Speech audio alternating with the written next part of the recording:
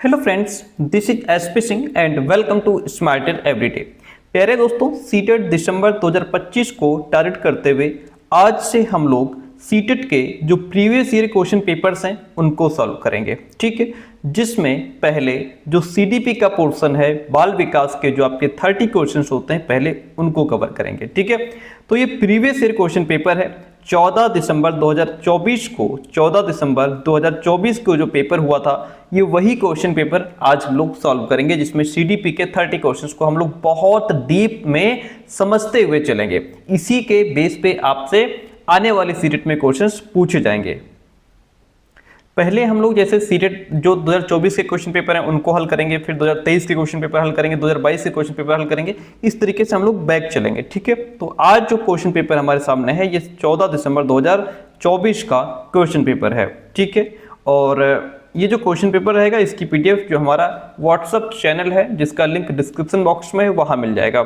चलिए, पहला क्वेश्चन आपके सामने देखिए। इसमें इंग्लिश वाले बच्चे इंग्लिश पढ़ सकते हैं, हिंदी वाले बच्चे हिंदी पढ़ सकते हैं। पहला क्वेश्चन आपके सामने क्वेश्चन कहता है कि mastery oriented learners typically attribute success to dash and failure to dash, यानी कि महारत उन्मुख शिक्षार्थी आमतौर पर सफलता का श्रेय इसको देते हैं और असफलता का श्रेय किसको देते हैं। महारत उन्मुख का मतलब क्या होता है? महारत उन्मुख शिक्षार्थी वो होते हैं जो सब्जेक्ट्स में सिर्फ नंबर लाने के लिए नहीं पढ़ते कि मेरे 70% आ जाएं, मेरे 80% आ जाएं, मेरे 90% आ जाएं, इसलिए वो नहीं पढ़ते। वो इसलिए पढ़ते हैं कि हम इस सब्जेक्ट के मास्टर बन जाएं, हमारी इस सब्जेक्ट पर बहुत अच्छी पकड़ बन जाए, हमें इस सब्जेक्ट का डीप नॉलेज हो जाए। जब आप उस सब्जेक्ट में डीप नॉलेज गेन करने के लिए पढ़ेंगे, उसकी गहराई में घुसेंगे, तो 80% क्या 95% भी आएंगे, है ना। आप सीटेट यानी कि आप सीडीपी इसलिए ना पढ़ो कि आपके सीटेट में 30 में 30 आ जाएं, बल्कि आप इसलिए पढ़ो कि हमें सीडीपी का किंग बनना है, हमें सीडीपी की क्वीन बननी है ना, हमें सीडीपी में महारत हासिल करनी है। जब आप इसलिए पढ़ेंगे तो फिर आपके 30 में 30 तय है।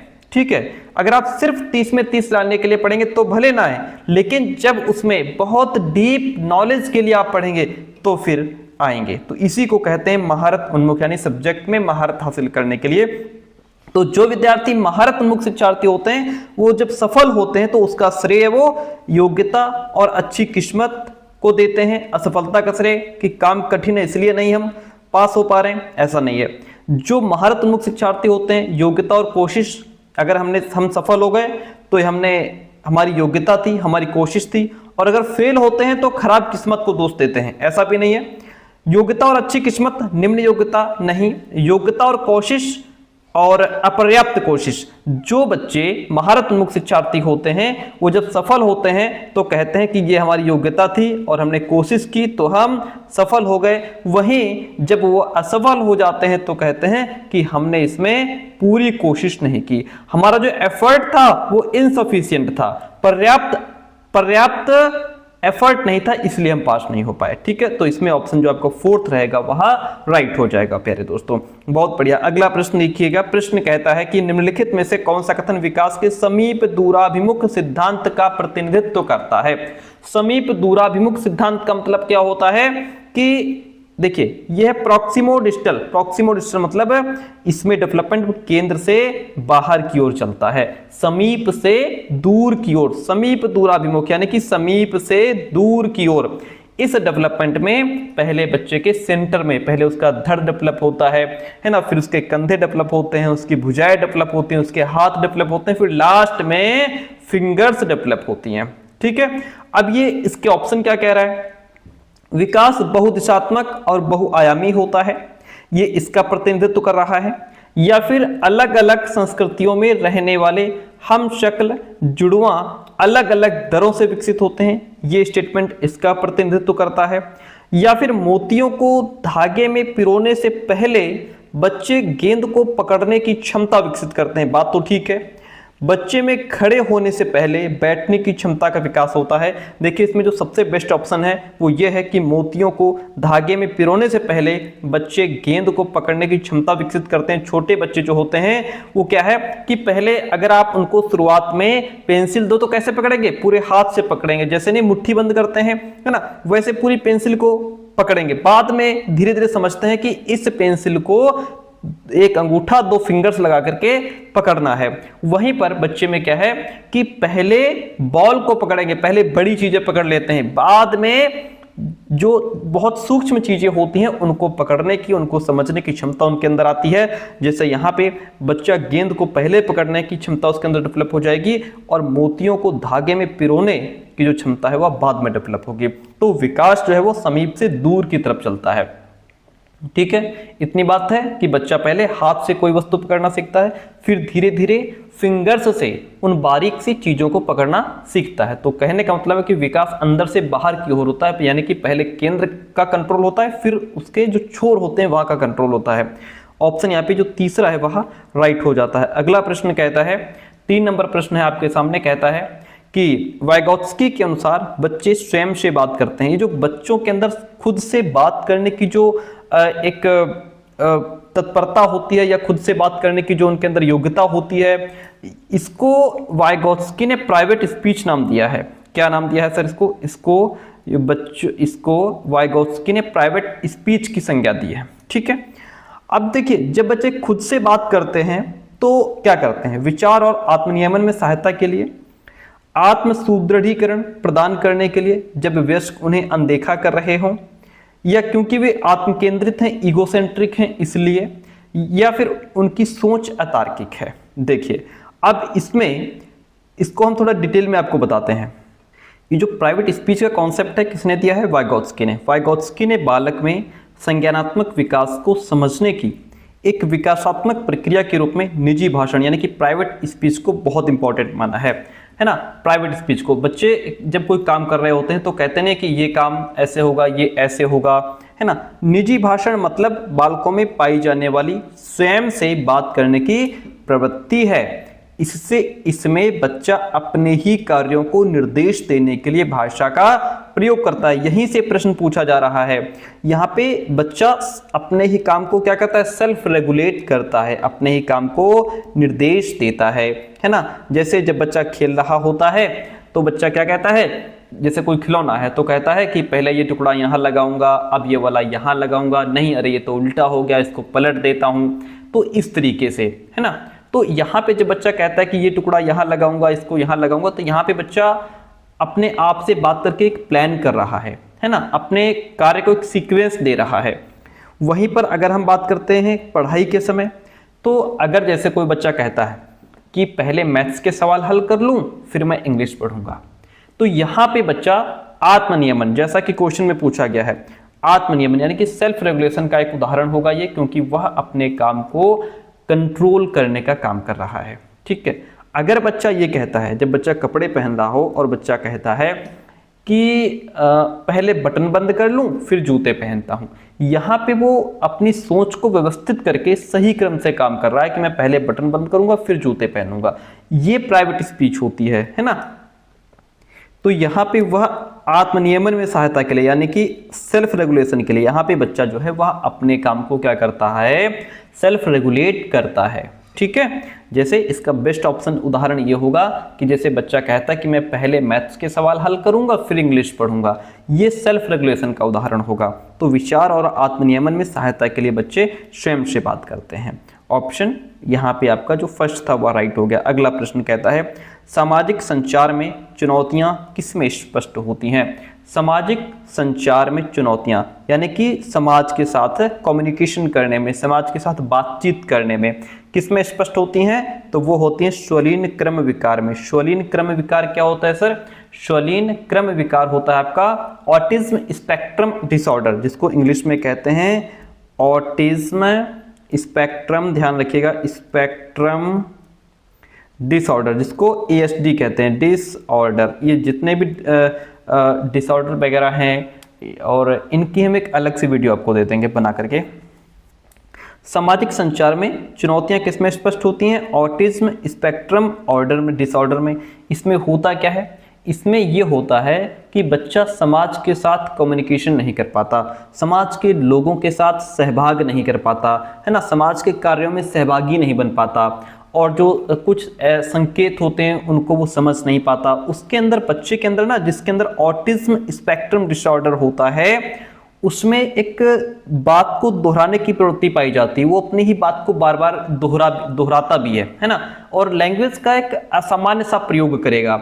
और बातचीत शुरू कैसे करनी है, उसको खत्म कैसे करना है, या उसको जारी कैसे रखना है, उसमें भी उसको कठिनाई होती है। क्योंकि भाई बात शुरू करने का भी एक तरीका होता है। जैसे कहते हैं कि यार ये बात मैं उसके सामने नहीं रख सकता, तो दूसरा कहता है नहीं, इसको ऐसे मत कहना, ऐसे कहोगे तो गुस्सा हो जाएगा, नाराज हो जाएगा, इस बात को ऐसे कहना। बात वही है, कहने का तरीका अलग है। तो यहाँ पे उसमें बातचीत शुरू करना, उसको जारी रखने में भी कठिनाई होती है। ठीक है, सोलिन क्रम विकार, जिसको ऑटिज्म स्पेक्ट्रम डिसऑर्डर कहते हैं। अब ये जो पहले वाला पॉइंट है इसको समझ लीजिए, ध्यान न्यूनता अति क्रियाशीलता विकार में, इसको कहते हैं ADHD, ADHD, ये रहा, attention deficit hyper activity disorder. इसमें क्या होता है? इसमें बच्चा अपने ध्यान को कंसंट्रेट नहीं कर पाता, बच्चा किसी चीज पर अपने आप को कंसंट्रेट नहीं कर पाता, बहुत ज्यादा हाइपर एक्टिव रहता है ना, और बड़ा जल्दबाजी में उतावलापन उसके अंदर रहेगा, बिना सोचे समझे कुछ भी कर देगा। ठीक है, और मस्तिष्क पक्षाघात जिसको हम सेरिब्रल पाल्सी कहते हैं, इसमें क्या होता है कि बच्चे की मांसपेशियां कमजोर होती हैं, है ना, और वो सामंजस्य नहीं बैठा पाता, हिलने डुलने में उसको कठिनाई रहेगी, बैलेंस नहीं बना पाएगा। और इसकी जो मस्तिष्क पक्षाघात है, इसका कारण ये हो सकता है जन्म से पहले उसके मस्तिष्क में कोई प्रॉब्लम हो, जन्म के दौरान भी दिमाग पर कुछ ऐसा दबाव पड़ जाता है तो उससे बच्चे का मस्तिष्क जो है विकृत हो जाता है, या जन्म के बाद अगर मस्तिष्क में चोट लग गई है माइंड में, है ना, तो उसकी वजह से भी हो सकता है। ठीक है, तो ये तो हो ही गया। अब है अधिगमात्मक विकलांगता, जिसको लर्निंग डिसेबिलिटीज कहते हैं। लर्निंग डिसेबिलिटीज में क्या होता है? जैसे आपका इसमें डिसलेक्सिया आ गया, बच्चे को पढ़ने में समस्या है, डिस्ग्राफिया लिखने में समस्या है, डिस्कैलकुलिया कैलकुलेशन में प्रॉब्लम है, तो वो होता है अधिगमात्मक विकलांगता। ठीक है, ये होता है क्या, जिसमें आपका जो लर्निंग डिसेबिलिटीज हैं। ठीक है, तो यहाँ पे अकॉर्डिंग टू द क्वेश्चन हम ऑप्शन नंबर 3 के साथ में चले जाएंगे। आगे बढ़ेंगे, अगला प्रश्न हमको मिलेगा, बड़ा ही प्यारा प्रश्न है। कहता है वाइगोत्स्की के सीखने और विकास के सिद्धांत के अनुसार निम्नलिखित में से कौन सा आलंबन का उदाहरण है? सर आलंबन क्या होता है? आलंबन होता है स्कैफोल्डिंग। आलंबन क्या होता है? आलंबन होता है स्कैफोल्डिंग, है ना, जिसको हिंदी में कहते हैं पाड़िया ढांचा। अब ये स्कैफोल्डिंग क्या होता है? एक बार थ्योरी पढ़ लो फिर आंसर कर लेना।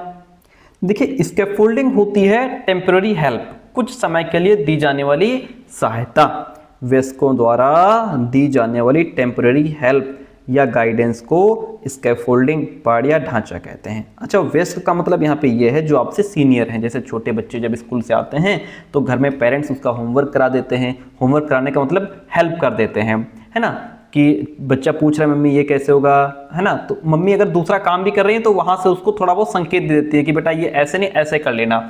अच्छा, बच्चा हल कर रहा है, कहीं पे थोड़ा सा फंसा, पूछ लिया मम्मा ये कैसे होगा, तो मम्मा अपना काम करते करते रसोई से ही बोल देती है ये ऐसे होगा, ऐसे कर लेना। तो वो एक टेम्पररी हेल्प है, थोड़ी सी हेल्प दी जाती है बच्चे को, तो उसी को पाड़िया ढांचा कहते हैं। वाइगोत्स्की के अनुसार वह काम जो बालक के स्वयं के लिए अत्यधिक कठिन है, बच्चे के लिए खुद के लिए वो काम कठिन है, लेकिन अगर कोई दूसरा कुशल व्यक्ति सहायता कर देता है बालक की, तो वो काम बालक के लिए आसान हो जाता है। इसी को पाड़िया ढांचा कहते हैं। बच्चे को साइकिल चलाने में यहाँ पे दिक्कत है, लेकिन उसके पिताजी ने उसको थोड़ी सी हेल्प की, अब वो साइकिल दौड़ा ले गया, अब वो साइकिल चला ले गया, है ना, तो यहाँ पे उसको थोड़ी सी हेल्प चाहिए थी, इसी को कहते हैं स्कैफोल्डिंग। अब प्रश्न के ऑप्शन पढ़िए, कहता है कि कौन सा जो है वो आलंबन का उदाहरण है? किसी कार्य को छोटे चरणों में तोड़ना और आवश्यकता के हिसाब से सहायता प्रदान करना। जी बिल्कुल, यही तो स्कैफोल्डिंग में अभी हमने पढ़ा कि जितनी जरूरत है उसके हिसाब से उसको हेल्प कर दी जाए, आवश्यकता अनुसार सहायता प्रदान करना। अभिप्रेरणा के रूप में एक छात्र को उनके काम के लिए एक श्रेणी प्रदान करना, नहीं। एक छात्र को पढ़ने का काम देना और उन्हें स्वतंत्र रूप से सवालों के जवाब देने के लिए कहना, नहीं। एक छात्र को एक कौशल का प्रदर्शन करना, फिर उन्हें अपने दम पर इसमें महारत हासिल करना, नहीं। बेस्ट ऑप्शन ये है कि किसी भी काम को, किसी भी प्रॉब्लम को जब हम छोटे छोटे टुकड़ों में तोड़ करके हल करते हैं तो वो जल्दी सॉल्व हो जाती है और बहुत अच्छे से हमको समझ भी आती है। तो आवश्यकता के हिसाब से जिसमें सहायता की जाए वो स्कैफोल्डिंग है। Option first is the right one in this question. चलिए आगे बढ़ते हैं। क्वेश्चन नंबर 6 है, डिस्ग्राफिया इज कैरेक्टराइज्ड बाय, यानी कि डिस्ग्राफिया क्या है? विलंबित गतिक कौशल, डिलेड मोटर स्किल है, या डिफिकल्टीज इन राइटिंग है, लैक ऑफ रीडिंग फ्लुएंसी है, या फिर रिपीटेटिव बिहेवियरल पैटर्न्स है। ये क्या है? तो अब इसकी अगर हम बात करें तो देखिए, इसका बेस्ट ऑप्शन डिस्ग्राफिया। डिस्ग्राफिया का मतलब होता है जहां पे बच्चे को लिखने में चुनौती होती है। कहाँ? जहां बच्चे को लिखने में दिक्कत होती है उसको डिस्ग्राफिया कहते हैं। ठीक है, डिस्ग्राफिया यानी कि लिखने में दिक्कत। यहाँ पे बच्चा क्या करेगा? जो उसके अक्षर होंगे, जो लेटर्स होंगे, है ना, उसका बच्चा शेप सही नहीं बना पाएगा, उसका आकार सही नहीं बना पाएगा, स्पेलिंग्स में मिस्टेक करेगा, और दो शब्दों के बीच में, दो वर्ड्स के बीच में प्रॉपर डिफरेंस नहीं कर पाएगा। कहीं ज़्यादा दूरी पर लिख देगा, कहीं कम दूरी पर लिख देगा, कभी बहुत तेज लिखेगा, कभी धीमा लिखेगा। ये सारी चीज़ें डिस्ग्राफिया से जुड़ी हैं। अक्षरों या शब्दों को टेढ़ा मेढ़ा कर देगा, है ना, और साफ नहीं लिख पाएगा। कई बार खुद का लिखा हुआ खुद ही नहीं समझ पाएगा, है ना, लिखते समय कुछ शब्द छोड़ देगा, कुछ अक्षर छोड़ देगा। यहाँ पे बच्चे के थॉट्स तो सही होते हैं, ये एक बात समझने वाली है। यहाँ पे बच्चे के विचार सही होते हैं, उसके थॉट्स सही होते हैं, लेकिन बेचारे को क्या है? लिखने में दिक्कत कर देता है। बच्चा क्या कर देता है सर? लिखने में दिक्कत कर देता है। ठीक है, तो ये डिस्ग्राफिया तो आपको रट गया, बिल्कुल सही बात है सर। विलंबित गतिक कौशल क्या होता है? जिसको हम कहते हैं delayed motor skills. Delayed motor skills का मतलब यह है कि जब एक ही उम्र के दो बच्चे, एक बच्चा 1.5 साल में दौड़ने लग गया और दूसरा बच्चा 1.5 साल का अभी ठीक से बैठ भी नहीं पा रहा है या घुटनों के बल भी नहीं चल पा रहा है, वो हो गया डिलेड मोटर स्किल। यानी कि उसका जो मोटर स्किल्स हैं, जो गतिक कौशल है, वो अभी बड़ा स्लो है, बहुत धीमे धीमे डेवलप हो रहा है। दूसरा बच्चा चलने लग गया, दौड़ने लग गया, आपका बच्चा अभी ठीक से बैठ भी नहीं पा रहा है, तो ये डिले हो गया, उसकी मोटर स्किल डिले हो गई, देर हो गई, है ना, देरी से विकसित हो रही है। पढ़ने के प्रवाह में कमी, तो यहाँ पे हो सकता है बच्चे को उसके लैक ऑफ रीडिंग इन्फ्लुएंसी है, भाई बच्चा ठीक से पढ़ नहीं पा रहा है। यहाँ पे डिसलेक्सिया हो सकता है बच्चे को। अगला है दोहरावदार व्यवहार। ये कहाँ पे होता है सर? दोहरावदार जो व्यवहार होता है प्यारे दोस्तों, इसको कहते हैं रिपीटेटिव बिहेवियरल पैटर्न्स, और ये पाया जाता है जो अभी मैंने आपको बताया था, ऑटिज्म स्पेक्ट्रम डिसऑर्डर, ASD में बच्चा क्या करता है? जहाँ पे समाज के साथ ठीक से बात नहीं कर पाता, कम्युनिकेशन नहीं कर पाता, समाज के साथ सहभागी नहीं बन पाता, और यहाँ पे बच्चे और वो अपनी बात को बार बार रिपीट भी करेगा, एक ही सेंटेंस को रिपीट करेगा, तो ये ASD का उदाहरण है। ठीक है, तो आप समझ गए, ऑप्शन सेकंड जो है according to the question right हो जाएगा। अगला प्रश्न लेते हैं, क्वेश्चन नंबर 7 देखिएगा, बड़ा प्यारा सा प्रश्न है। कहता है कि अच्छे समस्या समाधानकर्ता बनने में विद्यार्थियों की सहायता करने के लिए अच्छे समस्या समाधानकर्ता बनने में, यानी कि आप अच्छे प्रॉब्लम सॉल्वर बनने में विद्यार्थियों की सहायता करने के लिए, कि हम विद्यार्थियों की सहायता कर पाएं, एक टीचर को निम्नलिखित में से किस प्रोसेस पर बल देना चाहिए कि वो बच्चों की अच्छी सहायता कर पाए? देखिए, तो यहाँ पे उसको क्या करना चाहिए? ऐसी जानकारी पर ध्यान देना जो पहले से मौजूद विश्वासों और पूर्वाग्रहों की पुष्टि करें। ये तो गलत है, क्योंकि इसका मतलब यह है कि जो पहले से बनी धारणाएं हैं आप उन्हीं को साबित करेंगे, है ना। इसको कन्फर्मेशन बायस कहते हैं। इसको क्या कहते हैं सर? इसको कहते हैं कन्फर्मेशन बायस, है ना। यहाँ पे बच्चा जो है उसकी जो प्रॉब्लम सॉल्विंग जो स्किल होती है ना, वो लिमिटेड होती है। यहाँ बच्चा नई दृष्टि से नहीं सोच पाता है, ये तरीका हो जाएगा गलत। फिर है समस्याओं को एक विशिष्ट निर्धारित तरीके से हल करना। तो यहाँ भी आपने फिक्स्ड लगा दिया सर, और फिक्स्ड जो है ये नेगेटिव वर्ड है। अगर आप समस्याओं को एक निर्धारित तरीके से हल करेंगे तो इसमें नया तो कुछ होगा नहीं, है ना। यह एक ही निश्चित तरीके से समस्या हल करने की जो आदत है ना, ये क्रिएटिव थिंकिंग को मार देती है यहाँ पे। ठीक है, जो अच्छे समस्या समाधान करता होते हैं वो एक प्रॉब्लम को कई तरीके से हल करते हैं, एक प्रॉब्लम को कई दृष्टिकोण से देखते हैं, हल करने के कई दृष्टिकोण अपनाते हैं, ना कि केवल एक ही तरीका। इसलिए सेकंड ऑप्शन भी गलत हो गया। तीसरा कहता है कि बड़ी और जटिल समस्याओं को छोटी प्रबंधनीय समस्याओं में विभाजित करना। ये बात बिल्कुल ठीक है कि जो बड़ी प्रॉब्लम्स हैं उनको पहले छोटे छोटे टुकड़ों में तोड़ लो, उसके बाद हल करो, प्रॉब्लम भी सॉल्व हो जाएगी और वो आपके दिमाग में बड़ी आसानी से समझ में आपको आ जाएगा। ये जो प्रोसेस है ना, बड़ी और जटिल समस्याओं को छोटी प्रबंधनीय समस्याओं में विभाजित करना, इसको डिवाइड एंड कॉन्कर कहते हैं। क्या कहते हैं? DIVID, डिवाइड एंड कॉन्कर, यानी कि CONQUER, ये कहते हैं इसको, जब हम जहाँ पे बड़ी बड़ी समस्याओं को छोटे छोटे टुकड़ों में तोड़ देते हैं। ये एक स्ट्रैटेजी होती है। यहाँ पे ऑप्शन थर्ड राइट हो जाएगा। फिर अगला है समस्या से संबंधित जानकारी के केवल एक ही पहलू पर ध्यान करना। जहाँ पे केवल लग जाए या फिक्स्ड लग जाए, है ना, ये सब नेगेटिव वर्ड होते हैं। तो यहाँ पे जब एक ही तरीका अपनाएंगे तो दूसरे दृष्टिकोण को हम जान ही नहीं पाएंगे, समझ ही नहीं पाएंगे, इसलिए ऑप्शन गलत हो जाएगा। According to the question option third right हो जाएगा। अगर इस अच्छा एक बात और समझो, जैसे ये इस क्लास में अगर आपको ये बहुत छोटा छोटा दिखाई दे रहा हो तो नेक्स्ट वीडियो में हम ये क्वेश्चंस आंसर हिंदी और इंग्लिश दोनों में टाइप करा के आपको पढ़ाएंगे, ठीक है? तो आप बता दीजिएगा सही है क्वेश्चन पेपर या इसको टाइप करवा के पढ़ाएं। अगला क्वेश्चन कहता है, एक समावेशी कक्षा में छात्रों की आवश्यकताओं को पूरा करने के लिए टीचर्स को बहुसंवेदी सामग्री का उपयोग करना चाहिए। सर पहले ये बता दो कि बहुसंवेदी सामग्री क्या होती है? मल्टी सेंसरी मटेरियल्स वो मटेरियल होते हैं जहाँ पे बच्चे की एक से अधिक इंद्रियां उपयोग में आए। जैसे जहाँ पे बच्चा देख भी रहा हो, सुन भी रहा हो और उस चीज़ को टच एंड फील करके भी देख पाए, वो होती बहुसंवेदी सामग्री। यानी कि जहाँ पे बच्चे के एक से अधिक इंद्रियों का प्रयोग हो रहा है उस सामग्री के साथ, ठीक है? जैसे आपका टेलीविज़न हो गया, यहाँ बच्चा उसको देख भी रहा है, सुन भी रहा है, तो यहाँ पे एक से अधिक इंद्रिय का प्रयोग हो गया, ये हो गया आपका बहुसंवेदी सामग्री। ओके, इतनी बात हो गई क्लियर।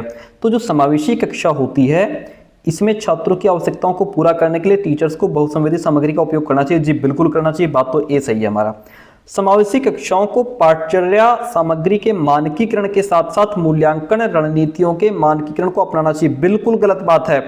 हम यहाँ पे सामग्री के मानकीकरण, स्टैंडर्डाइजेशन, यानी कि स्टैंडर्डाइजेशन ऑफ करिकुलम मटेरियल्स, ये यहाँ पे इन्होंने यही बात गलत हो गई कि स्टैंडर्डाइजेशन ऑफ करिकुलम मटेरियल, यानी कि सभी के लिए एक जैसा पाठ सामग्री अपनाना, सभी के लिए एक ही पाठ्यक्रम अपनाना, सभी के लिए एक ही मूल्यांकन का तरीका अपनाना, ये तो गलत है ना। क्योंकि जो हमारी समावेशी कक्षा है उसमें दृष्टिबाधित बच्चे भी हैं, श्रवण बाधित भी हैं, स्लो सीखने वाले भी हैं, एवरेज भी हैं, प्रतिभाशाली भी हैं। हर बच्चा अलग अलग तरीके का बच्चा है और आप कह रहे हो कि उनके लिए हम एक ही तरीके का मटेरियल अपनाएं, एक ही तरीके की पाठ सामग्री अपनाएं, कैसे बच्चों का भला हो जाएगा? अरे जो देख नहीं सकते उनके लिए उस तरीके का प्रयोग करो, जो सुन नहीं सकते उनके लिए देखने के लिए अच्छी व्यवस्था करो, जो देख नहीं सकते उनके लिए ऑडियो अच्छी लगाओ, है ना? या जो अन्य तरीके के बच्चे हैं उनके लिए उस तरीके की चीजें आएंगी। ऐसा थोड़ा कि सबके लिए एक ही तरीके का हम पाठ्य सामग्री अपना देंगे, ये गलत है। ए सही है, आर गलत है। ए सही है, आर गलत हो जाएगा यहाँ पे, सिंपल सी बात है ना? चलिए अगला प्रश्न लेते हैं। अगला प्रश्न 9 नंबर क्वेश्चन है, कहता है रचनावादी दृष्टिकोण से कंस्ट्रक्टिविस्ट व्यू, इस दृष्टिकोण से क्या होना चाहिए? रचनावादी दृष्टिकोण से क्या होना चाहिए? देखिए पहले तो ये बताओ रचनावादी क्या होता है? रचनावादी क्या होता है? रचनावादी क्या होता है सर? रचनावाद, जिसको हम कंस्ट्रक्टिविज्म भी कहते हैं, इसका विचार ये होता है कि जो सीखना है ना वो एक सक्रिय प्रक्रिया है। रचनावादी कहते हैं कि जब तक बच्चा एक्टिव नहीं होगा तब तक हम उसको सिखा नहीं सकते, चाहे जितने जतन कर लें। इसमें व्यक्ति अपने अनुभव और पहले से मौजूद ज्ञान के बेस पे नई समझ का निर्माण करता है। रचनावादी कहते हैं कि बच्चे को जो पहले से अनुभव है, एक्सपीरियंस है, जो ज्ञान पहले से उसके दिमाग में स्थित है, वो उसी के आधार पर नए ज्ञान का निर्माण करता है। यानी कि व्यक्ति सीखने में सक्रिय भागीदार होता है, सिर्फ इंफॉर्मेशंस कलेक्ट करने वाला नहीं होता। वो क्या करता है? सक्रिय भागीदार, एक्टिव होकर के सीखता है, ऐसा रचनावाद कहता है। अब यहाँ पे रचनावादी दृष्टिकोण से क्या होना चाहिए, व्यक्ति पर्यावरणीय घटनाओं से निष्क्रिय रूप से नहीं, वो तो हमने पहले ही बता दिया, बच्चा एक्टिव होगा तो सीखेगा, तो इसको हटा दो भाई, ए ऑप्शन जो है इसको हटा दो। व्यक्तियों को नए व्यवहार सीखने के लिए अनुकूलित किया जाता है, पहले अनुकूलित किया जाए फिर सिखाएंगे, ये भी नहीं है। सीखना वर्तमान समझ का विस्तार और परिवर्तन है, बात तो ठीक है, वर्तमान समझ का विस्तार और परिवर्तन है। जो प्रेजेंट में बच्चा सीख रहा है, जो बच्चा प्रेजेंट में सीख रहा है वो पुराने ज्ञान के आधार पर सीख रहा है और उसमें चेंजेस ला रहा है, उसमें परिवर्तन ला रहा है, ठीक है। सीखना बस हमारे दिमाग की कोरी स्लेट पर संघों को लिखना है, ऐसा भी नहीं है। अब देखिए यहाँ पे फर्स्ट ऑप्शन का क्वेश्चन का जो आंसर नंबर 3 है वह राइट हो जाएगा। भाई कहता है कि घटनाओं से निष्क्रिय रूप से प्रभावित होते हैं, तो यहाँ पे रचनावाद कहता है कि व्यक्ति सक्रिय रूप से अपने अनुभव से ज्ञान का निर्माण करता है, केवल निष्क्रिय प्रभाव नहीं होता, इसलिए ऑप्शन गलत हो गया। व्यक्तियों को नए व्यवहार सीखने के अनुकूलित किया जाता है, देखिए अनुकूलित किया जाता है ये ऑप्शन तो ठीक है सर, लेकिन ये व्यवहारवाद का ऑप्शन है प्यारे दोस्तों, किसका, बिहेवियरिज्म से जुड़ा है ये व्यवहारवाद से जुड़ा हुआ है। जो सेकंड ऑप्शन है आपका ये व्यवहारवाद से जुड़ा है, जिसकी बात करते हैं कौन, जिसकी बात करते हैं स्किनर और पावलोव, ठीक है। तो ये रचनावाद तो नहीं है लेकिन व्यवहारवाद है जहाँ पे अनुकूलित किया जाता है, ठीक है। ये तो ऑप्शन सी हमारा राइट हो ही गया, ठीक है, क्योंकि रचनावाद तो यही कहता है कि पुरानी जानकारी और नए अनुभव को मिलाकर नई समझ बनती है। सीखना बस हमारे दिमाग की कोरी स्लेट पर संघों को लिखना है। देखिए ये जो ऑप्शन है ये अनुभववाद का है, ये रचनावाद का नहीं है, ये अनुभववाद की बात करता है, ये अनुभववाद का है, जिसको टेबुला रासा का जो एम्पिरिसिज्म है ये उसका विचार है, ठीक है। क्योंकि जो रचनावाद है ये दिमाग को खाली स्लेट मानता ही नहीं है, बल्कि सक्रिय ज्ञान निर्माण की प्रक्रिया मानता है, इसलिए सारे ऑप्शन आपके क्लियर हो गए। ऑप्शन जो 3 नंबर है वह आपका बेस्ट ऑप्शन हो जाएगा। अगला प्रश्न लीजिए, क्वेश्चन नंबर 10 का देखिएगा। कहता है कि अभिकथन है, प्रभावी शिक्षक खुद को शिक्षार्थियों के दैनिक जीवन और उनकी सामाजिक सांस्कृतिक पृष्ठभूमि से परिचित कराते हैं। बात तो ठीक है कि जो प्रभावी शिक्षक होते हैं ना वो विद्यार्थियों को उनके रियल लाइफ से जोड़ते हैं, उनका सामाजिक सांस्कृतिक पृष्ठभूमि बैकग्राउंड जैसा होता है उसी के बेस पे वो बच्चों को उदाहरण के तौर पर वैसे ही उदाहरण देंगे, और अगर वहाँ की जैसी भाषा है उसी भाषा में बच्चों को सिखाएंगे पढ़ाएंगे। सीखना एक सामाजिक संदर्भ में होता है, बात बिल्कुल ठीक है कि जो लर्निंग है ना वो वहाँ के सामाजिक संदर्भ से जोड़ करके पढ़ाइए। जैसी वहाँ की लैंग्वेज है, वहाँ की सभ्यता संस्कृति है, उसके बेस पे उससे जोड़ करके बच्चों को पढ़ाइए। अगर आप कोई उदाहरण दे रहे हैं तो उसी मदर टंग में, उसी मातृभाषा में बच्चों के सामने उदाहरण रखने चाहिए, ठीक है। और इसकी बात करता कौन है, वाइगोत्स्की करते हैं, जिन्होंने सामाजिक निर्माणवादी सिद्धांत दिया। उनके अनुसार सीखना एक सामाजिक संदर्भ में ही होता है, ठीक है। वहाँ की बातचीत, वहाँ की संस्कृति, भाषा और संदर्भ के माध्यम से ही बच्चों को सिखाया जा सकता है। तो यहाँ पे जो ऑप्शन आपका है वह ए और आर दोनों सही हैं, ए की आर सही व्याख्या कर रहा है, ठीक है।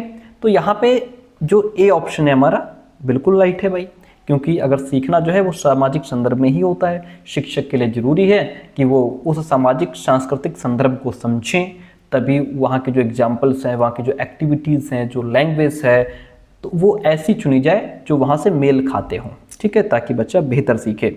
आगे बढ़ेंगे, अगला पॉइंट देखिएगा। अगला प्रश्न कहता है कि meaningful learning is primarily not about, अर्थपूर्ण अधिगम मुख्य रूप से किसके बारे में नहीं है। अर्थपूर्ण अधिगम का मतलब होता है कि नई जानकारी को विद्यार्थी के पहले से मौजूद ज्ञान से जोड़ करके उसके अंदर समझ विकसित की जाए, ठीक है। यहाँ पे जानकारी को रटना, सिर्फ जहाँ देखिए मेमोराइजिंग इन्फॉर्मेशन, ये अर्थपूर्ण अधिगम नहीं है। ये तो सिर्फ इन्फॉर्मेशन को रट लेना हो गया, उसका अर्थ तो आपने समझा ही नहीं, तो ये नहीं है। बाकी अवधारणाओं को समझना, ज्ञान का निर्माण करना, स्किल्स को डेवलप करना, ये सब अर्थपूर्ण अधिगम में ही आते हैं, ठीक है। आगे बढ़ेंगे, अगला प्रश्न कहता है कि शिक्षिका को अपनी कक्षा के लड़कों को खेलों में भाग लेने के लिए प्रोत्साहित करना चाहिए कि तुम लोग जो भी खेल हैं, जो गेम हैं, उनमें जो स्पोर्ट्स हैं उनमें पार्टिसिपेट करो, और लड़कियों को डेकोरेशन देना चाहिए, असाइनिंग आर्ट डेकोरेशन की जो लड़कियां हैं वो आर्ट डेकोरेशन करें। ठीक है। बच्चे मुख्य रूप से अंतर्निहित जैविक भिन्नताओं के कारण जेंडर भूमिकाएं ग्रहण करते हैं। देखिए अब यहाँ पे जो क्वेश्चन है बहुत बढ़िया क्वेश्चन है, बड़े ध्यान से समझना। ये जो क्वेश्चन है कि जो टीचर कह रही है कि जो लड़के हैं वो स्पोर्ट में पार्टिसिपेट करेंगे और लड़कियां आर्ट डेकोरेशन में, ये तो गलत है ना, क्योंकि ये तो सीधे सीधे क्या कर रहा है, ये सीधे सीधे जेंडर स्टीरियोटाइपिंग को बढ़ावा दे रहा है कि भाई लड़के जो हैं वो स्पोर्ट जैसे क्रिकेट हो गया, कबड्डी हो गई और गेम हो गए उनमें पार्टिसिपेट कर रहे हैं, लड़कियां वही कला डेकोरेशन कर रही हैं। ये सीधे सीधे क्या हो गया, ये जेंडर स्टीरियोटाइपिंग को बढ़ावा देना हो गया। जबकि क्या होना चाहिए, जो शिक्षक है उसको सभी बच्चों को समान अवसर देना चाहिए, उनके रुचि के हिसाब से, उनकी क्षमता के हिसाब से उनको प्रोत्साहित करना चाहिए। इनको तो रूढ़िवादिता को तोड़ने की कोशिश करना चाहिए, ना कि उनको आगे बढ़ाने की। ठीक है भाई। अब ये कह रहे हैं कि लड़की को आर्ट देना चाहिए, क्यों देना चाहिए, अगर कोई लड़की स्पोर्ट में इंटरेस्ट रखती है तो उसको उसमें हिस्सा लेना चाहिए।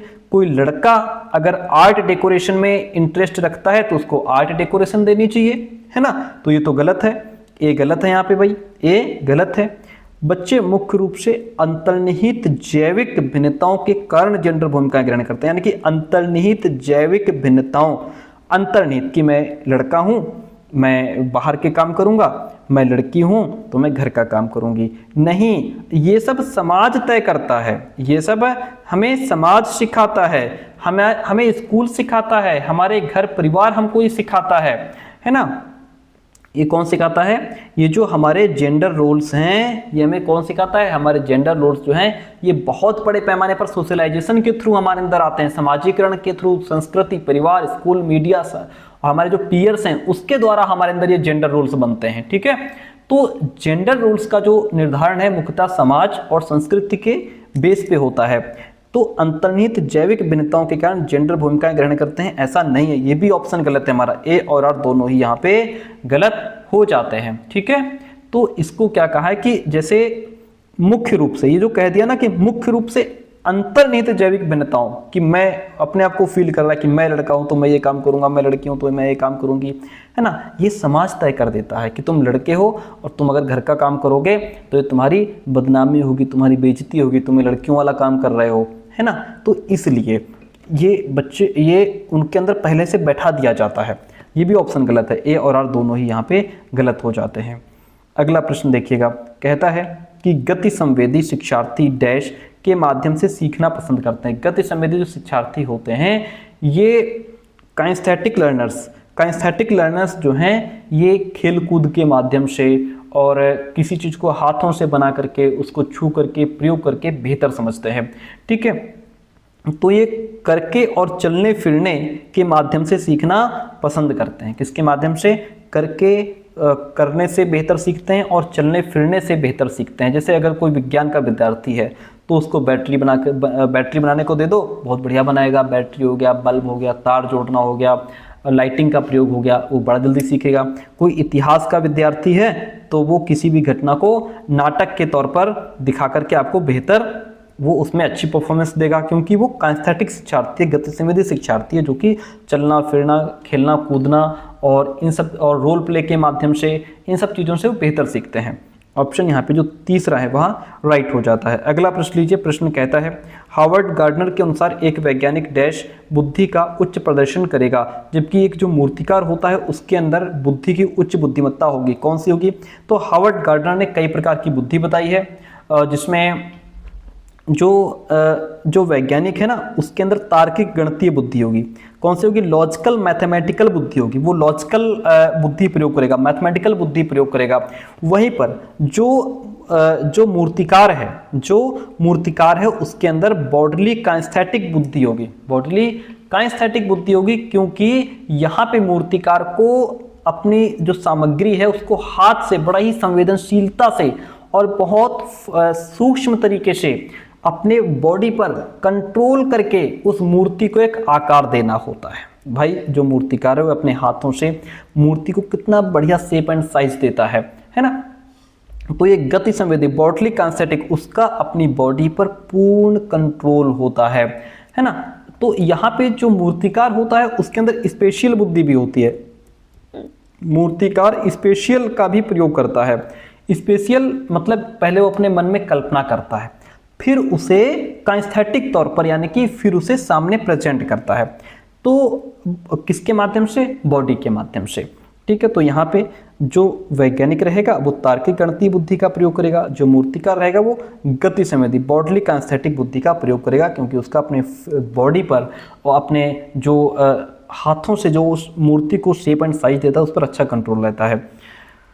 अगला प्रश्न लीजिए, कहता है समावेशन को बढ़ावा देने के लिए क्या आवश्यक है? समावेशन का मतलब यहाँ पे क्या हो गया? समावेशन का मतलब समावेशी शिक्षा। समावेशी क्लास में हर तरीके के बच्चे होते हैं, तो यहाँ पे क्या होना चाहिए? यहाँ पे बच्चों को लचीला पाठ्यक्रम देना चाहिए। भाई आपकी समावेशी कक्षा में हर तरीके के बच्चे होंगे, दृष्टिबाधित भी होंगे, श्रवण बाधित भी होंगे, स्लो सीखने वाले, तेज सीखने वाले, हर तरीके का बच्चा होगा। तो उसके हिसाब से फ्लेक्सिबल कैरिकुलम का प्रयोग करो, है ना। जैसी जरूरत है बच्चे को उस तरीके की मेथड अपनाओ, शिक्षण विधि उस तरीके की अपनाओ, उस तरीके का सिलेबस बच्चों को दो। सहयोगात्मक अधिगम कोऑपरेटिव लर्निंग होनी चाहिए, सब ग्रुप में सीखें। पृथक्करण और नामीकरण ये नेगेटिव हैं दोनों। सेग्रेशन और लेबलिंग हम कभी नहीं करेंगे, इसलिए यहाँ पे ये ऑप्शन जो है इसको हटा दो। गम इमारतें, एक्सेसिबिलिटी ऑफ बिल्डिंग्स, बिल्डिंग जो है वो बच्चों के अनुसार होनी चाहिए। कोई बच्चा विकलांग है, चलने में असमर्थ है, और बिल्डिंग उसके हिसाब से होनी चाहिए, ग्राउंड फ्लोर पे होनी चाहिए। ऐसा नहीं कि उसको 2 मंजिल पे बैठा रहे हो, 3 मंजिल पे बैठा रहे हो, चलने आने में उसको दिक्कत होगी, है ना। तो उस हिसाब से उन बच्चों के हिसाब से इमारतें भी होनी चाहिए। तीसरा हटा दो, बाकी सारे सही है, पहला दूसरा चौथा सही है। ठीक है, तो ऑप्शन नंबर 4 जो है वह यहाँ पे आपका राइट हो जाएगा। अगला प्रश्न कहता है कि बच्चे जब डैश अनुभव करते हैं तो बेहतर रूप से सीखते हैं। क्या अनुभव करते हैं बच्चे? देखिए, गतिविधि के दौरान निम्न स्तर की सतर्कता। देखिए, अगर बच्चा लर्निंग के टाइम पे उसका जो लेवल है वो लो रहेगा, बच्चा अलर्टनेस रहेगा, अगर बच्चा सतर्क नहीं रहेगा तो उसकी जो लर्निंग है वो स्लो हो जाएगी, बच्चा सीख नहीं पाएगा, बच्चे के अंदर ध्यान की कमी आएगी, बच्चा अटेंशन नहीं कर पाएगा, कंसंट्रेट नहीं कर पाएगा, बोरियत फील करेगा। तो ये तो ठीक नहीं है। ठीक है, लो नहीं होना चाहिए। सीखने के लिए मध्यम स्तर का उत्साह, ये बात सही है कि बच्चों के अंदर सीखने के लिए क्या होना चाहिए? मध्यम स्तर का उत्साह होना चाहिए। कैसा होना चाहिए सर? मध्यम स्तर का उत्साह बच्चों के अंदर होना चाहिए। ठीक है, ये सबसे अनुकूल है। यहाँ पे बच्चा एक्टिव होता है, जिज्ञासु होता है और किसी भी चैलेंज को स्वीकार करने के लिए तैयार रहता है, उस पर इतना दबाव प्रेशर में नहीं रहता बच्चा कि वो घबरा जाए। ठीक है, ये सबसे बेस्ट है। अब देखिए, प्रदर्शन करने के लिए उच्च स्तर पर चिंता, अगर बच्चे के अंदर हाई डिग्री ऑफ एंग्जाइटी होगी, बच्चे के अंदर हाई डिग्री ऑफ एंग्जाइटी होगी, तो यहाँ पे बच्चे जो है ना उसका प्रदर्शन बिगड़ जाएगा। बच्चे गलती से डरेंगे, है ना, बच्चे एकदम कतई ब्लैंक हो जाते हैं, उनके कुछ समझ में नहीं आता, बच्चे के अंदर क्रिएटिविटी कम हो जाएगी, ये नहीं होना चाहिए। अधिगम विवशता, जब बच्चा लर्नेड हेल्पलेसनेस होगा, यानी कि ये स्थिति जो है ना वो सबसे खतरनाक होती है। यहाँ बच्चा जो है बार बार असफलता उसको मिलती है, बार बार फेल हो जाता है, उसके अंदर निगेटिव जो रिस्पॉन्स है वो बच्चे पर अपना प्रयास यानी कि अपना प्रभाव छोड़ता है, तो बच्चा प्रयास करना छोड़ देता है, एफर्ट करना छोड़ देता है, उसकी जो लर्निंग है वो लगभग रुक ही जाती है लर्नेड हेल्पलेसनेस में, क्योंकि वो समझता है कि मेरी जो लर्निंग है मैं उसके लिए विवश हूँ, मैं कर नहीं सकता, मेरे से हो नहीं पाएगा। ये सबसे ठीक है। सबसे बेस्ट क्या है? सीखने के लिए मध्यम स्तर का उत्साह होना चाहिए। ऑप्शन सेकंड राइट हो जाएगा। अगला प्रश्न लीजिए, 17 नंबर क्वेश्चन आपके सामने है। कहता है कि 5 से 6 वर्ष से कम उम्र के बच्चों को ठीक से और रेखाओं के भीतर लिखने के लिए दबाव नहीं डालना चाहिए। बात ठीक है, क्योंकि 5 से 6 साल के बच्चे हैं तो उनकी पकड़ भी इतनी अच्छी नहीं बन पाती है, पेंसिल को इतनी अच्छी से पकड़ भी नहीं पाते हैं, और उनकी जो फाइन मोटर स्किल है वो इतनी अच्छी डेवलप नहीं हो पाती है, और उनका जो हाथ और आंख के बीच में एक जो सामंजस्य बनता है जिसको हैंड आई कोऑर्डिनेशन कहते हैं वो भी अच्छे से डेवलप नहीं हो पाता है। तो बच्चे बेचारे यहाँ साफ सुथरा लिख नहीं पाते हैं। और जो ये प्रश्न कह रहा है हमारा कि right properly and with in the lines, तो बच्चे लाइन के अंदर जो है नहीं लिख पाते हैं। तो यहाँ पे बच्चों के अंदर प्रेशर नहीं डालना चाहिए, है ना। प्रेशर डालेंगे बच्चे का कॉन्फिडेंस लेवल लो होगा, है ना, उसके अंदर नेगेटिविटी आएगी, तो नहीं डालना चाहिए। बात बिल्कुल ठीक है, बिल्कुल सटीक बात है। बच्चे 5-6 साल के बाद गतिक कौशल का बेहतर नियंत्रण प्राप्त करते हैं। बात ये भी ठीक है, जब बच्चा 5-6 साल का हो जाता है तो बच्चा पेंसिल पकड़ने लगता है और विद इन द लाइंस, रेखाओं में, यानी कि विद इन द लाइंस जिसको कहते हैं रेखाओं के भीतर बच्चा लिखना सीख जाता है और जो भी वर्ड्स हैं, जो लेटर्स हैं, उनको सही शेप एंड साइज देना सीख जाता है। ये भी बात ठीक है। तो यहाँ पे जो ऑप्शन आपका रहेगा ए और आर दोनों सही हैं, एक ही आर सही व्याख्या कर रहा है। ठीक है, इतनी बात क्लियर है, वेरी गुड। ठीक है, ऑप्शन 3 नंबर राइट हो गया। आगे बढ़ेंगे अगला प्रश्न और लास्ट में आप जरूर बता करके जाएंगे क्लास के इसलिए। देखिए हम बहुत ज़्यादा एक्सप्लेन कर देते हैं तो इसलिए हो सकता है आपको थोड़ा लगे, अगर आप कहेंगे तो हम थोड़ा कम कर देंगे बस। बच्चे अक्सर अपने आसपास की घटनाओं को की अपनी व्याख्या लेकर आते हैं। जी बिल्कुल, जैसे उनके आसपास की घटनाएं हो रही होती हैं वो उसको अपने शब्दों में बयां करते हैं। जैसे बारिश क्यों होती है, ये पूछे जाने पर सिया कहती है कि भगवान अपने कंधों पर पानी की बाल्टियां ढो ढो कर थक चुके थे। ठीक है, ऐसी व्याख्याएं क्या दिखा रही हैं हमको, है ना। सच एक्सप्लेनेशंस, ये ऐसी व्याख्याएं हमारे सामने क्या रखती हैं कि चित्रित करती हैं कि बच्चों का एक आत्मकेंद्रित दृष्टिकोण है और वे दूसरे के दृष्टिकोण पर विचार नहीं कर सकते, क्या ये सिखा रही हैं। या फिर स्पष्ट करती हैं कि बच्चे तर्क करने में सक्षम नहीं है। ऐसा तो नहीं कि बच्चे तर्क नहीं कर सकते। ये साबित करती हैं कि बच्चों की सोच वयस्कों की तुलना में मात्रात्मक रूप से बहुत कम है। ऐसा भी नहीं है कि बच्चों की सोच वयस्कों की तुलना में क्वांटिटी के बेस पे कम है। ये संकेत देती हैं कि बच्चों में अपने सांस्कृतिक परिवेश के अनुकूल जिस प्रकार का वहाँ का जो एटमॉस्फेयर है, जो सांस्कृतिक परिवेश है, उसके अनुकूल सहज समझ होती है ना। और अपने घर में जैसा वो लोगों से, अपने घर परिवार में जैसा वो दूसरों से सुने होते हैं उसी के बेस पे वो अपनी समझ बनाते हैं, जिससे वे घटनाओं को समझने की कोशिश करते हैं उसी के बेस पे जैसा वो अपने आसपास सुने रहते हैं। तो यहाँ पे ऑप्शन जो आपका 4th रहेगा वो राइट हो जाएगा। आगे बढ़ेंगे 19 नंबर क्वेश्चन की तरफ। 19 नंबर क्वेश्चन कहता है कि पियाजे ने संज्ञानात्मक विकास का किस प्रकार वर्णन किया है। आपको पता है कि जीन पियाजे ने संज्ञानात्मक विकास की 4 अवस्थाएं बताई हैं। कितनी अवस्थाएं बताई हैं सर?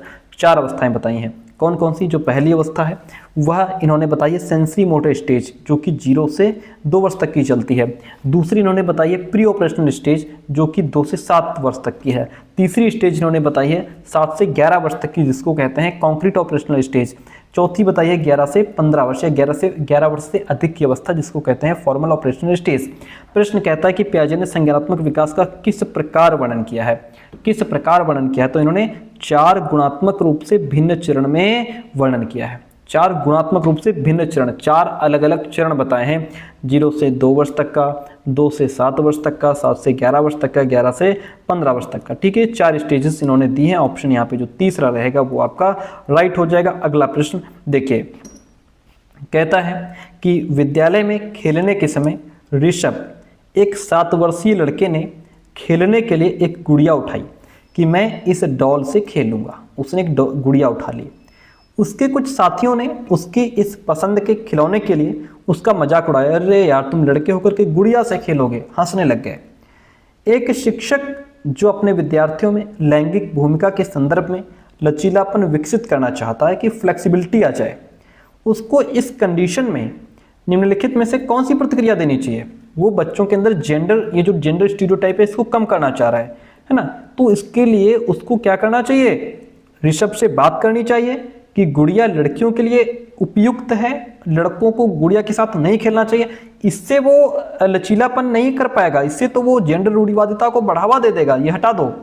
ऋषभ से कहना चाहिए कि वह किसी और खिलौने के साथ खेले क्योंकि उसके दोस्तों को यह मंजूर नहीं है। ऐसा नहीं है, ऋषभ को गुड़िया के साथ खेलने देना चाहिए। और दूसरे बच्चों को कहना चाहिए कि वे भी अपनी पसंद का कोई खिलौना चुन सकते हैं। बात बिल्कुल ठीक है, क्योंकि यहाँ से आप जो है लचीलापन विकसित कर सकते हैं लैंगिक भूमिका के तौर पर। भाई ऋषभ को गुड़िया के साथ खेलने देना चाहिए, क्या दिक्कत है ना। है तो वो खिलौना ही गुड़िया के साथ खेल लेगा। आप दूसरे बच्चों से भी कह दीजिए कि आपको अगर कोई गुड़िया पसंद हो, आप भी कोई गुड़िया से खेल लीजिए। किसी लड़की को अगर कोई छोटी बच्ची है, अगर उसको कोई कार पसंद आ जाती है तो वो कार से खेल सकती है। उसको कोई गन अगर पसंद आ रही है तो वो बंदूक से खेल सकती है ना। तो इस तरीके से हमें क्या करना चाहिए? क्लास में बच्चों से कहना चाहिए कि आपको जो पसंद है उसके बेस पे आप खेल लो, उसी से खेल लो। 21 नंबर क्वेश्चन आपसे कहता है कि विकास के संदर्भ में, ठीक है, इन डेवलपमेंटल टर्म्स, एक समय सीमा जिसमें एक व्यक्ति विशिष्ट उत्प्रेरणाओं के प्रति परिवर्धित संवेदनशीलता रखता है। क्वेश्चन थोड़ा सा टफ लग रहा है ना, जिससे कि वह कुशल तरीके से काम करने के लिए विशेष स्किल्स डेवलप कर सके, वह विकास की डैश कहलाई जाती है। देखिए ये जो प्रश्न है आपका बड़ा ही प्यारा प्रश्न है, थोड़ा सा कठिन भी है। ये जो यहाँ पे समय सीमा की बात हो रही है, एक समय सीमा है जिसमें एक व्यक्ति है ना, ये जो समय सीमा है इसको क्रिटिकल पीरियड कहते हैं। क्या सर क्या कहते हैं इसको? क्रिटिकल पीरियड कहते हैं, ठीक है। ये रहा क्रिटिकल पीरियड कहते हैं इसको, चुनौतीपूर्ण अवधि कहते हैं। ये वो समय होता है जब कुछ स्किल्स या कुछ एबिलिटी, जैसे लैंग्वेज डेवलपमेंट हो गया या कोई मोटर स्किल्स हो गई, वो सबसे आसानी से और इफ़ेक्टिव तरीके से डेवलप होती हैं। क्योंकि भाई एक समय सीमा होती है, एक समय होता है जब चीज़ें बहुत जल्दी से बच्चों के अंदर डेवलप होती हैं। बच्चों का जो शुरुआती दौर होता है, उसमें बच्चे चीज़ों को बहुत स्पीड से सीखते हैं, बहुत जल्दी से सीखते हैं। यदि उनको उस समय पर वो सब चीज़ें ना मिलें, जैसे बच्चों का जो लैंग्वेज डेवलपमेंट है वो जब 3-4 साल की उम्र में बहुत तेज़ी से होता है, उस समय पर अगर उनको उस तरीके का एटमॉस्फेयर ना मिले तो बच्चों का वो जो डेवलपमेंट होना था ना वो रुक जाएगा, वो नहीं हो पाएगा, वो उतने अच्छे से नहीं हो पाएगा। तो ये उनके लिए बड़ा ही चुनौतीपूर्ण अवधि होती है, क्रिटिकल पीरियड होता है। बच्चे जीवन की शुरुआती वर्षों में क्या करते हैं, जो लैंग्वेज है उसको बड़े अच्छे से पहचानते हैं और उसको बोलने में सबसे अधिक वहीं पर वो सक्षम होते हैं। अगर आज हमको कोई नई लैंग्वेज सिखाई जाए, हम नहीं सीख पाएंगे, बड़ा मुश्किल लगेगा, देर लगेगी, लेकिन छोटे बच्चों को सिखाया जाए तो बड़ा जल्दी सीख जाएंगे, ठीक है। तो इसको कहते हैं चुनौतीपूर्ण अवधि। क्या कहते हैं सर? इसको कहते हैं चुनौतीपूर्ण अवधि। अच्छा, ये जो फर्स्ट पीरियड है, ये जो है इंसेंटिव पीरियड, ये क्या होता है? प्रोत्साहन अवधि। ये मोटिवेशन से जुड़ा है, ये केवल मोटिवेशन पर आधारित समय को दर्शाता है, ठीक है। स्टिमुलस पीरियड जो होता है ये एक सामान्य सा शब्द है, इसमें कुछ खास है नहीं। क्रिटिकल पीरियड आपका राइट आंसर हो जाएगा। और ये जो इनकोडिंग अवधि होती है, इनकोडिंग पीरियड, ये इंफॉर्मेशंस को हमारी मेमोरी में कलेक्ट करने की प्रोसेस से जुड़ा हुआ है, ठीक है, ना कि आपका ये संवेदनशील विकास समय से जुड़ा है। तो इसलिए ऑप्शन आपका जो क्रिटिकल पीरियड है वहाँ राइट हो जाएगा। आई होप आपको क्लास समझ में आ रही होगी। अगला प्रश्न कहता है कि शिक्षकों को ध्यान न्यूनता अतिक्रियाशीलता विकार, अभी हमने पीछे बात की थी ADHD की, जिसमें बच्चा कंसंट्रेट नहीं कर पाता है ना, इससे जूझ रहे छात्रों की आवश्यकताओं को ध्यान में रखते समय क्या करना चाहिए? विकर्षण और शोर करने से बचना चाहिए, पाठ्य सामग्री और निर्देशों में लचीलापन होना चाहिए, कार्य को छोटे आसानी से प्रबंधनीय भागों में तोड़ना चाहिए, बहुसंवेदी सामग्री का उपयोग करना चाहिए। देखिए यहाँ पे जो बच्चे ADHD वाले बच्चे हैं ना, attention deficit hyper activity disorder, ये बच्चे एक तो वैसे भी अपने आप को कंसंट्रेट नहीं कर पाते, ध्यान इनका वैसे भी कंसंट्रेट होता नहीं है, तो ऐसी जगह अगर शोर हो रहा है तो उससे बचना चाहिए, है ना। अगर कोई विकर्षण है कहीं पे, है ना, तो उसको हटा देना चाहिए, जिससे बच्चों का ध्यान भंग हो रहा हो उसको हटा देना चाहिए। ये इन सब चीज़ों से हमें बचना चाहिए। Option first is the right one in this question. अगला प्रश्न नीचे देखिएगा, क्वेश्चन नंबर 23 कहता है लॉरेंस कोहलबर्ग ने तर्क दिया है कि, लॉरेंस कोहलबर्ग ने क्या तर्क दिया है? लॉरेंस कोहलबर्ग ने तर्क दिया है कि नैतिक विकास जो है ना वो क्रमिक चरणों में होता है। क्या होता है? मोरल डेवलपमेंट अकर्स प्रोग्रेसिवली इन स्टेजेस, ये स्टेजेस में होता है। आइए इसको समझते हैं। कैसे बताया? स्टेजेस में, यानी कि कोहलबर्ग ने नैतिकता के 3 लेवल 6 स्टेज बताए हैं, 3 स्तर बताए हैं और 6 चरण बताए हैं। इन्होंने कहा है कि ये सीक्वेंस में होता है ना। पूर्व लौकिक स्तर, इसके अंदर 2 स्टेजेस आ जाएंगे, एक तो आ जाएगी आपका आज्ञा और दंड की अवस्था, दूसरी आ जाएगी स्वलाप मानसिकता। दूसरा स्तर आ जाएगा लौकिक स्तर, जिसमें पहले आ जाएगी प्रशंसा की अवस्था, दूसरी आ जाएगी सामाजिक व्यवस्था के प्रति सम्मान की अवस्था। तीसरा स्तर आपका पश्चात लौकिक स्तर, जिसको पोस्ट कन्वेंशनल लेवल कहते हैं, इसमें आपका सामाजिक संविदा आ जाएगा और दूसरा विवेक की अवस्था आ जाएगा। तो अकॉर्डिंग टू द क्वेश्चन हमारा जो नैतिक विकास क्रमिक चरणों में होता है, ये ऑप्शन राइट हो जाएगा। अगला प्रश्न लीजिए, लॉरेंस कोहलबर्ग के नैतिक विकास के किस चरण में व्यक्ति का नैतिक व्यवहार मुख्य रूप से इस मानसिकता पर निर्भर करता है कि लोग मेरे बारे में क्या सोचते हैं? लोग मेरे बारे में क्या सोचते हैं? तो वो है हमारा पारंपरिक स्तर। कौन सा है? Conventional stage. आइए इसको समझते हैं। कन्वेंशनल लेवल है वो, ठीक है। इस अवस्था को भी 2 भागों में विभाजित किया गया है। पहला है प्रशंसा की अवस्था, स्टेज ऑफ प्रेस। इस अवस्था में बालक वही काम करता है जिसका परिणाम उसे प्रशंसा प्रदान करता है, जिसका रिजल्ट उसे खुशी देता है। उसके कार्यों को समाज के लोग अप्रूव करते हैं, यानी कि यहाँ बच्चा ये सोचने लगता है कि लोग मेरे बारे में क्या कहते हैं, लोग मेरे बारे में क्या सोचते हैं, है ना। यही हमारा ऑप्शन राइट है। इस अवस्था तक उसे प्रशंसा और निंदा का अर्थ समझ में आ जाता है। तो वो ऑप्शन हमारा जो पारंपरिक है, कन्वेंशनल, यहाँ राइट हो जाएगा। अगला प्रश्न देखिए आपके सामने है। जीन पियाजे के अनुसार एक बच्चा जो सरल गणितीय उत्क्रमण जैसे 4 + 5 = 9 है, तो 9 - 5 = 4 के पीछे के तर्क को समझने में असमर्थ है। इसका क्या रीजन है? इसका रीजन है एनिमिस्टिक थिंकिंग या इरिवर्सिबिलिटी, या फिर ईगोसेंट्रिक, या फिर परसेप्चुअल कॉन्सेंट्रेशन। देखिए, अगर कोई बच्चा ये नहीं समझ पा रहा है कि 4 + 5 = अगर 9 है, तो 9 - 5 = 4 कैसे हुआ, या 4 × 8 = 32 है, तो 8 × 4 = 32 कैसे होगा। ये जो इरिवर्सिबिलिटी है ना, ये बच्चे को यहाँ पे समझ में नहीं आती है। इसका रीजन इरिवर्सिबिलिटी यानी कि अपरिवर्तनीयता होता है। क्या होता है? अपरिवर्तनीयता। इसका मतलब ये है कि बच्चे को ये समझने में प्रॉब्लम क्रिएट होती है कि जो गणितीय संक्रियाएं हैं ये एक दूसरे के विपरीत कैसे होती हैं। ऑप्शन सेकंड राइट हो जाएगा।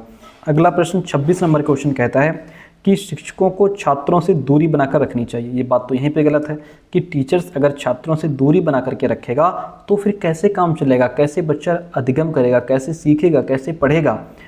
ठीक है, चलो आगे पढ़ लेते हैं। शिक्षकों को छात्रों से दूरी बनाकर रखनी चाहिए और अधिगम की प्राथमिक जिम्मेदारी उन्हीं पर डालनी चाहिए। बिल्कुल गलत बात है कि प्राथमिक जिम्मेदारी उन्हीं पर डाल दो। ठीक है, ये गलत है। अधिगम एक लोकतांत्रिक वातावरण के बजाय एक एकाधिकारवादी वातावरण में प्रभावी ढंग से होता है। क्या ये बात सही है? देखिए, अगर लोकतांत्रिक वातावरण क्या होता है? लोकतांत्रिक वातावरण जहां छात्र और शिक्षक के बीच कम्युनिकेशन अच्छा हो, एक दूसरे का सम्मान हो, सहभागिता हो, वो होता है लोकतांत्रिक वातावरण। ठीक है। एकाधिकारवादी माहौल वो होता है जहां छात्र के अंदर डर रहता है, सब कुछ टीचर ही है, छात्र के अंदर एक डर, छात्र डंडे के बल पे काम कर रहा है, उसके अंदर डर रहता है, तनाव रहता है, क्रिएटिविटी तो खत्म ही हो जाती है। तो एकाधिकारवादी वातावरण तो प्रभावी ढंग से नहीं होता। दोनों ही ऑप्शन गलत है हमारे, ए और आर दोनों ही यहाँ पे गलत हो जाते हैं। बहुत बढ़िया क्वेश्चन। अगला प्रश्न लीजिए। कहता है शिक्षकों द्वारा प्रदान किया गया आलंबन मतलब स्कैफोल्डिंग, जो मैंने आपको शुरुआत में बताया था कि बच्चों को थोड़े समय के लिए दी जाने वाली हेल्प स्कैफोल्डिंग कहलाती है। आलंबन बच्चों की सीखने की प्रक्रिया में बाधा डालता है। बिल्कुल गलत बात है कि स्कैफोल्डिंग कभी भी प्रॉब्लम क्रिएट नहीं करता, ये बच्चों के लिए पहाड़ या ढांचा है, हेल्प करेगा। ठीक है। दूसरा, लेवाइगोस्की ने प्रस्तावित किया कि बच्चे स्वतंत्र रूप से पर्यावरण पर काम करके और उसमें हेरफेर करके सीखते हैं। ये भी बात गलत है। लेवाइगोस्की ने सामाजिक सांस्कृतिक सिद्धांत दिया है। लेवाइगोस्की कहते हैं कि जो बच्चे हैं वो समाज और संस्कृति के साथ सीखते हैं। पर्यावरण के साथ सीखने पर तो जीन पियाजे बात करते हैं कि जीन पियाजे कहते हैं कि बच्चे नन्हे वैज्ञानिक हैं, बच्चे अन्वेषक हैं, बच्चे खोजकर्ता हैं, है ना, वो खुद लर्निंग बाय डूइंग के बेस पे सीखते हैं। यहाँ पे वाइगोस्की की बात नहीं है कि वो पर्यावरण पर काम करके सीख रहे हैं। दोनों ही ऑप्शन गलत हैं, ए और आर दोनों ही यहाँ पे गलत हो जाते हैं। अगला प्रश्न लीजिए 28 नंबर क्वेश्चन। निम्न से कौन सा बाहरी अभिप्रेरणा का सही वर्णन करता है? देखिए, मोटिवेशन दो प्रकार की होती है, एक होती है आंतरिक अभिप्रेरणा, एक होती है बाहरी अभिप्रेरणा। आंतरिक अभिप्रेरणा वो होती है जिस काम को करने के लिए हमारा खुद का मन है। क्वेश्चन याद कर रहे हैं, हमारा खुद का मन है, हमारा मन कर रहा है, हमारी अंदर से आत्मा कह रही है, हमारा इंटरेस्ट है, वो आंतरिक अभिप्रेरणा। बाहरी वो होती है कि टीचर ने कह दिया कि कल जो ये चैप्टर याद करके सुना देगा उसको हम इनाम में पेंसिल देंगे। तो बच्चे घर पे आए और वो इसलिए नहीं पढ़ रहे हैं कि हमारा मन है, वो इसलिए पढ़ रहे हैं कि हमें पेंसिल लेनी है। ये बाहरी अभिप्रेरणा हो गई। आंतरिक वो होती है जिसको पेंसिल से मतलब नहीं है, उसका मन है तो वो पढ़ रहा है, नहीं मन है तो नहीं पढ़ रहा है। ठीक है। तो यहाँ पे अभिप्रेरणा जो वातावरणीय परिणामों से आती है, वो हमारी बाहरी अभिप्रेरणा होती है, जिसमें हमारे मन का, हमारी इच्छा का कोई रोल नहीं है। बाहरी डर से, या टीचर ने कह दिया जो याद नहीं करके आएगा उसके 4 डंडे पड़ेंगे, ये बाहरी अभिप्रेरणा हो गई कि डर से पढ़ रहे हो तुम। ठीक है। अभिप्रेरणा जो व्यक्तिगत संतुष्टि दे, हमें सेटिस्फैक्शन दे, वो आंतरिक होती है। जिसमें हमें आनंद आए, मजा आए, वो आंतरिक होती है। अभिप्रेरणा जो आंतरिक कारकों से आती है उसको आंतरिक अभिप्रेरणा कहते हैं। ठीक है। बाहरी जो वातावरणीय परिणामों से आती है। Option first is the right one. 29 number को आज का सेकंड लास्ट क्वेश्चन आपके सामने है और आपका इस क्लास पर क्या राय है हम जरूर जानना चाहेंगे। प्याजे के संज्ञानात्मक विकास के सिद्धांत के संवेदी चालक अवस्था कौन सी स्टेज है सर? ये है सेंसरी मोटर स्टेज। कौन सी स्टेज है? सेंसरी मोटर स्टेज, यानी कि 0 से 2 साल की। ठीक है, 0 से 2 साल की अवस्था है ये। इसके दो महत्वपूर्ण संज्ञानात्मक विकास मील के पत्थर हैं। कौन कौन से? एक तो यहाँ पे बच्चे के अंदर क्या होता है, यहाँ पे बच्चे के अंदर वस्तु स्थायित्व ऑब्जेक्ट परमानेंस का गुण आ जाता है। दूसरा का स्थगित अनुसरण होता है। ऑब्जेक्ट परमानेंस का ज्ञान यहाँ पे बच्चे को होता है। इसके द्वारा बालक ये जान जाता है कि कोई भी घटना या कोई भी वस्तु तब भी उपस्थित रहती है जब वो हमारे सामने नहीं होती है। यानी कि अगर आप बच्चे को खिलौना उससे छिपा दो तो यहाँ पे बच्चा क्या करेगा, उस खिलौने को ढूंढने का प्रयास करेगा। वो ये नहीं जानता कि चीज़ गायब हो गई। बच्चा यहाँ पे अब जान जाता है कि खिलौने को छुपा दिया गया है। अगर पर्दे के पीछे छिपा दो तो वो घुटने के बल रेंग के आएगा और जाएगा पर्दे के पीछे ही। उसको पता है कि वहाँ पे वो चीज़ छिपा दी गई है। ठीक है, ये होता है ऑब्जेक्ट परमानेंस। ठीक है, तो वो यहाँ पे ये चीज़ आ जाती है। अगला प्रश्न, आज का लास्ट प्रश्न आपके सामने। और क्लास कैसी रही आप जरूर बताएंगे। रोज़ आपको डेली क्लास मिलेगी। बच्चे क्या हैं? अनियंत्रित पैदा होते हैं। उन्हें सामाजिक होने की आवश्यकता होती है, या इस दुनिया में आनुवंशिक कोड के साथ आते हैं जो उनकी नियति तय करती है। उस सामाजिक सांस्कृतिक संदर्भ से बहुत प्रभावित होते हैं जिसमें वे बड़े होते हैं। ये बात बिल्कुल ठीक है। जो बच्चे होते हैं वो उस सामाजिक सांस्कृतिक संदर्भ से बहुत प्रभावित होते हैं जिसमें वो बड़े होते हैं। जो जैसी वहाँ की समाज संस्कृति सभ्यता वहाँ का वातावरण है, बच्चे पर वैसा ही प्रभाव पड़ता है। ठीक है, तो यहाँ पे ऑप्शन जो 3 नंबर रहेगा वो आपका राइट हो जाएगा। प्यारे दोस्तों, कैसे रही क्लास कमेंट करके जरूर बताइएगा। इसकी जो PDF है वो आपको हमारे व्हाट्सअप चैनल पर मिल जाएगी। व्हाट्सअप चैनल का लिंक डिस्क्रिप्शन बॉक्स में है, उसको आप ज्वाइन कर लीजिएगा। ठीक है, और इसका जो बाकी जो ऑप्शन है, जो इसके जो EVS वगैरह है इसमें, वो भी हम सॉल्व करा देंगे। ठीक है, थैंक यू सो मच। मिलते हैं बहुत जल्दी नेक्स्ट क्लास में।